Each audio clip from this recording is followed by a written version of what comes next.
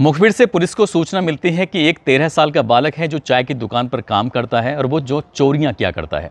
Police इस मामले को बड़ी गंभीरता से लेती है। उस बालक को हिरासत में लेकर सीधा थाने लेके आती है। वहां बालक वो अकेला नहीं था बल्कि कई सारे चोर थे। अब चोरों से जब पुलिस वाले बातचीत कर रहे थे तब भी चोरों ने पुलिस वालों को ऑफर देना शुरू कर दिया कि हम तुम्हें पैसे देंगे जो भी हमने चोरी की है। ज़्यादातर लोग पैसे दे के पुलिस को छूट जाते हैं, लेकिन वो 13 साल का जो बालक होता है वो उसके पास कुछ था नहीं, इसलिए छूट नहीं पाता। पुलिस उसे गिरफ्तार करती है और गिरफ्तार करने के बाद उसको जेल भेज देती है। कई साल वो जेल में रहता है और जेल से छूटकर जब वापस बाहर आता है तब वो बहुत बड़ा डाकू बन जाता है। इतना बड़ा डाकू कि उसने एक दो नहीं बल्कि 100 से ज़्यादा कत्ल किए थे, कई सौ लोगों के उसने अपहरण किए थे और कई गांव के लोगों के सामान डकैती डालना, चोरी करना, लूट करना, इस तरह की बड़ी बड़ी वारदातों को उसने अंजाम दिया था। पुलिस ने जब उसको गिरफ्तार करने के लिए अभियान चलाया तो कई पुलिस वालों की हत्या भी कर दी जाती है, लेकिन उसको पकड़ने के लिए फिर आर्मी लगती है।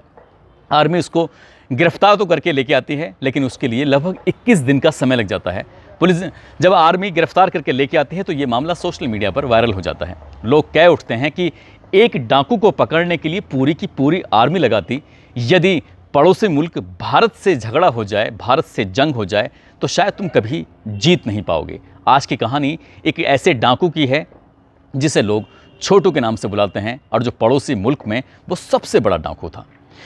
आदाब, नमस्कार, सत श्री अकाल। मैं उस्मान सैफी। आज की जो सच्ची घटना मैं आपको सुनाने जा रहा हूँ, ये सच्ची घटना है पड़ोसी मुल्क पाकिस्तान का एक धनी पंजाब प्रांत है उस इलाके की घटना है जो सिंधु नदी के आसपास का जो इलाका है उसे कच्चे इलाके के नाम से जानते हैं। दरअसल टापू की तरह है, चारों तरफ पानी है और लगभग 40 किलोमीटर का वो एरिया है जहाँ पर लगभग ज़मीन है, बाकी चारों तरफ पानी जो है उसकी। बात कर रहा हूँ मार्च के अंतिम सप्ताह साल 2016। पुलिस को सूचना मिलती है कि सटीक जानकारी मिलती है कि राजनपुर के इलाके में वो डाकू है मौजूद है, उसके साथी भी हैं। अब पुलिस वाले टीम बनाते हैं। टीम बनाने के बाद उस इलाके में जंगल में वो रेड मारते हैं और रेड मारने के बाद उस टापू पे पहुंच जाते हैं, क्योंकि चारों तरफ पानी जो था वहाँ पहुंच जाते हैं। अब पुलिस वालों में और डाकुओं में जंग शुरू हो जाती है। दोनों तरफ से लगातार फायरिंग चल रही थी। पुलिस भी अपनी जवाबी कार्रवाई कर रही थी और डाकू भी लगातार फायरिंग कर रहे थे। डाकुओं के पास आधुनिक हथियार होते हैं, लेकिन पुलिस के पास उस लेवल के हथियार नहीं थे, इसलिए पुलिस वाले कमज़ोर पड़ जाते हैं और डाकू लगातार जब गोलियां चला रहे थे तो 7 पुलिस वालों की हत्या कर देते हैं और सभी के सबके जो शव थे, लाशें थीं, वो अपने कब्जे में लेते हैं। साथ ही 24 पुलिस वालों को बंधक बना लिया जाता है और उनको बांध के डाल दिया जाता है। अब उन्हीं के माध्यम से सूचना दी जाती है पाकिस्तान की सरकार को और कहा जाता है कि भाई हमारे कुछ लोग हैं जो अलग अलग जेलों में बंद हैं, उनको छोड़ दो और नहीं छोड़ोगे तो हम बाकी जितने भी हैं इन सबको मार देंगे। अब ये बात जब मीडिया के माध्यम से जब पूरे मुल्क में फैलती है तो लोगों को बड़ा आश्चर्य होता है कि एक डाकू इतना ताकतवर कैसे हो सकता है कि वो पुलिस वालों को बंधक भी बना लेता है, वो पुलिस वालों की हत्या भी कर देता है और वो सीधे सीधे चैलेंज कर रहा है कि हमारी फला जेल के अंदर इतने सारे डाकू बंद हैं, उनको दीजिए और हमें पैसे भी दीजिए। अब जब ये बात आती है तो ये कहीं ना कहीं पाकिस्तान सरकार की नाक का सवाल बन गया था। इसलिए इस डाकू से निपटने के लिए अब आर्मी का सहारा लिया गया। आर्मी तैयार की जाती है, हेलीकॉप्टर तैयार किए जाते हैं और साथ ही आर्मी को जो आधुनिक हथियार होते हैं वो दिए जाते हैं। टैंकर तक की व्यवस्था कर दी जाती है। बड़े बड़े आधुनिक हथियार के साथ जब आर्मी पहुंचती है तो सबसे पहले आर्मी का हेलीकॉप्टर उस इलाके, कच्चा इलाका जो होता है, उस कच्चे इलाके पर घुमाया जाता है। कुछ पर्चे पम्फलेट छपवाए गए थे और वो पर्चे डाले जाते हैं और कहा जाता है कि तुम अपने आप को पुलिस के हवाले कर दो और जितने भी लोग पुलिस के तुमने बंधक बनाए हुए हैं उनको आज़ाद कर दो, जितने भी पुलिस वालों की लाशें हैं उनको भी वापस भेज दो, नहीं तो हम तुम्हें मार डालेंगे। अब पुलिस ने, जब आर्मी ने ये चेतावनी दी उस पर्चे के माध्यम से, तो ये सब के सब हंसने लगते हैं डाकू लोग। डाकुओं की संख्या लगभग 70 के आसपास थी, लेकिन इस टापू पे कई गांव भी बने हुए थे। अब आर्मी इस बात से भी घबरा रही थी, अगर गोली चलाते हैं तो हो सकता है कि आम आदमी, जो सिविलियंस हैं, जो वो भी हो सकता है मारे जाएंगे। आम आदमी का इसमें क्या दोष है। अब आर्मी भी कहीं ना कहीं अपना आपको कमज़ोर सी महसूस कर रही थी, परेशान सी महसूस कर रही थी। ऑपरेशन चलने लगता है। ऑपरेशन का नाम दिया गया था राजनपुर ऑपरेशन। अब राजनपुर ऑपरेशन का एक ही मकसद था, छोटू डाकू और जितने भी उसके साथी हैं उनको पकड़ना है। लेकिन ये अभियान जब लगातार चलने लगता है, हेलीकॉप्टर के माध्यम से कोशिश कर रहे थे, आर्मी भी जाने की लगातार कोशिश कर रही थी। 21 दिन तक लगातार अभियान चलता रहा और उसकी मांगें लगातार बढ़ती चली जाती हैं। वो कहता है कि मुझे इतने करोड़ रुपए दो, मुझे पाकिस्तान से दुबई जाने का पूरी व्यवस्था करो, मेरे इतने लोगों की व्यवस्था करो। लेकिन लड़ाई लगातार जारी थी। तब जाकर जब लगने लगता है डाकुओं को कि ऐसा ना हो कि पूरी की पूरी टीम ख़त्म हो जाए या पूरे के पूरे गाँव ख़त्म हो जाएँ, इसलिए आर्मी के सामने सरेंडर कर देते हैं। अब 21वें दिन सरेंडर होता है। छोटू डाकू, उसके 70 साथी उस दिन सरेंडर कर देते हैं। 24 पुलिस वाले होते हैं, वो भी पुलिस के छोड़ दिए जाते हैं। 7 लाशें थीं, उनको वो सुपुर्द खा के यानी कि उनका दफन कर देते हैं। अब ये जो छोटू होता है, इस छोटू को गिरफ्तार करके जब जेल भेजा जाता है, जब जेल भेजा जा रहा था तब ये मामला सोशल मीडिया पर बहुत ज़्यादा वायरल होता है। 21 दिन तक लगातार पाकिस्तान के अलग अलग मीडिया संस्थान रिपोर्टिंग कर रहे थे कि एक डाकू इतना ताकतवर कैसे हो सकता है। दरअसल अगर हम इस डाकू की बात करें तो ये डाकू रहने वाला था पंजाब प्रांत के काश्मोर, एक जगह है, वहाँ पर एक किसान रहता था। किसान की लगभग 12 एकड़ भूमि होती है। किसान के 3 बेटे होते हैं, ये सबसे छोटा वाला बेटा होता है। लेकिन इस किसान की किसी से झगड़ा चल रहा था, इसलिए किसी ने इसके बेटे पर चोरी का इल्ज़ाम लगाकर उसको जेल भिजवा दिया। कुछ दिन के बाद वो जेल से बाहर छूट कर आता है तो उसके बाद उसके बेटे की हत्या करवा दी जाती है। दूसरे बेटे को भी इसी तरह से फंसाया जाता है, इसी तरह से मारा जाता है। अब ये तीसरा बेटा था, जिस बेटे का नाम होता है गुलाम रसूल। तो गुलाम रसूल को लगता है कि ऐसा ना हो कि ये मुझे भी मार डालें, इसलिए उसके बाप उसको वहाँ से भगा देता है और वो बच्चा बिल्कुल गुमनाम ज़िंदगी जी रहा था और एक चाय की दुकान पर काम करने लगता है। लोग उसे प्यार से छोटू कह के बुलाया करते थे, छोटू छोटू चाय लाओ, छोटू ये करो, छोटू वो करो। 13 साल का वो बालक, उसका किसी को पता ही नहीं था। लेकिन बात खुल जाती है कि जिसके 2 भाई पहले ही मारे जा चुके थे, उस छोटू को बताया दी जाता है कि ये भी चोर है। यानी कि जो उनके दुश्मन थे, उस छोटू का नाम यानी कि गुलाम रसूल का नाम भी पुलिस के पास पहुंच जाता है और पुलिस ने इसको जेल भेजने के लिए बाकायदा पैसे खाए हुए थे। उसको जेल तो भेज दिया जाता है, कई साल तक वो जेल में रहता है। ये बात है साल 1987 के आसपास की। 87-88 में जब ये लड़का जेल भेजा जाता है, जिसकी उम्र 13 साल के आसपास होती है, 3-4 साल वो वहाँ जेल में रहता है। जब जेल से छूट कर आता है तो इसे अपने घर जाने में लग रहा था कि मैं गाँव अपने घर वापस जाऊँगा तो शायद कभी छूटूंगा नहीं और मुझे लोग वो मार डालेंगे।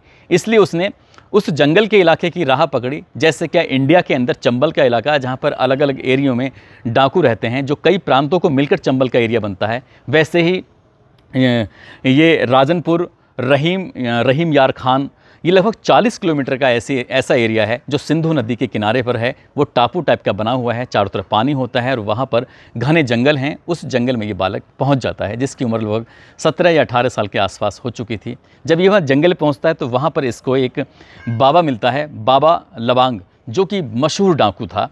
और उस मशहूर डाकू के पास जाकर पूरी कहानी बयां करता है कि उसके भाइयों की किस तरह से हत्या हुई है, उसको किस तरह से जेल भेजा गया है, उसको भी शायद लोग बर्बाद कर देंगे। उसकी जो ज़मीनें थी उनके रिश्तेदारों ने, गांव के लोगों ने कब्ज़ा कर लिया है, उसे बदला लेना है और उसे आपकी टीम का हिस्सा बनना है।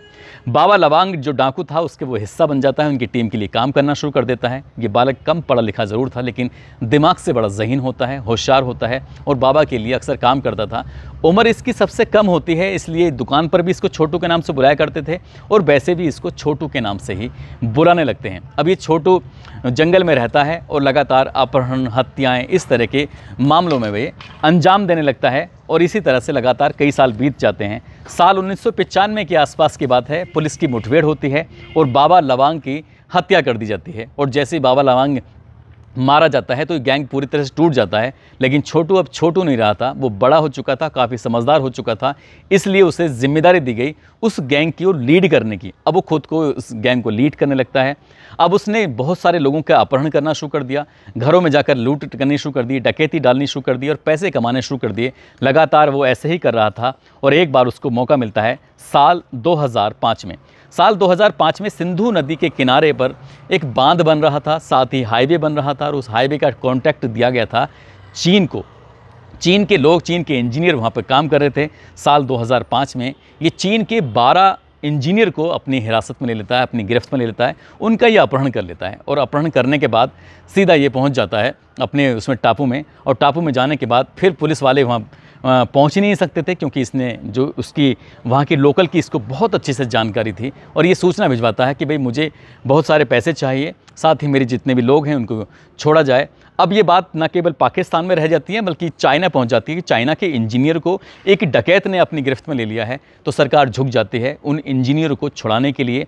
और जैसे वो इंजीनियर छुड़ाए जाते हैं, इसकी सारी मांगें पूरी कर दी जाती हैं। इसकी जितने भी लोग होते हैं उन लोगों को, इन डकैतों के जो डकैत होते हैं उनको जेल से निकाला जाता है और छोटू डाकू का नाम पूरे पाकिस्तान में एकदम आग की तरह फैल जाता है। और ये पता चल जाता है कि एक डकैत कितना ख़तरनाक है जिसने चीन के लगभग 12 इंजीनियर को अपने यहाँ पर गिरफ्त में ले लिया था। अब इसका धीरे धीरे करके वक्त आगे बढ़ रहा था, हत्याओं पर हत्याएं कर रहा था। 70-80 हत्याओं से ज़्यादा इसकी हत्याएं भी बढ़ती चली जाती हैं। और साल 2010 में सिंधु नदी में बाढ़ आ जाती है, इतना बहुत बड़ा जलजल आ जाता है और उस जलजिले का सबसे ज़्यादा फ़ायदा इस छोटू को मिलता है। दरअसल एक टापू अलग से बन जाता है और उसी टापू में फिर ये इसका अपना खुद का कब्ज़ा होता है, उसी में वो रहने लगता है। एक पूरा गांव बस जाता है, वहीं पर इसके डाकू वगैरह रहते थे। और पुलिस वालों से इसकी इतनी अच्छी सेटिंग होती है, पुलिस वाले इससे हथियार उपलब्ध कराया करते थे, पुलिस वाले इससे पकड़ भी उपलब्ध कराते थे, यानी कि अपहरण पुलिस वाले करके लाया करते थे और इसके पास ला छोड़ दिया करते थे। अब फिर ये अपहरण की रकम भी वसूला करता था। लेकिन जब धीरे धीरे करके इसका नाम बढ़ रहा था, साल 2016 में इसे गिरफ़्तार करने की कोशिश की जाती है। मार्च का अंतिम सप्ताह होता है और वहाँ पर इसको जब गिरफ़्तार करा जाता है, लेकिन पुलिस वाले कर नहीं पाते, इसलिए आर्मी के लोग इसे पाकिस्तान की जो आर्मी होती है वो उसे गिरफ़्तार करती है। गिरफ़्तार करने के बाद जेल भेज देती है।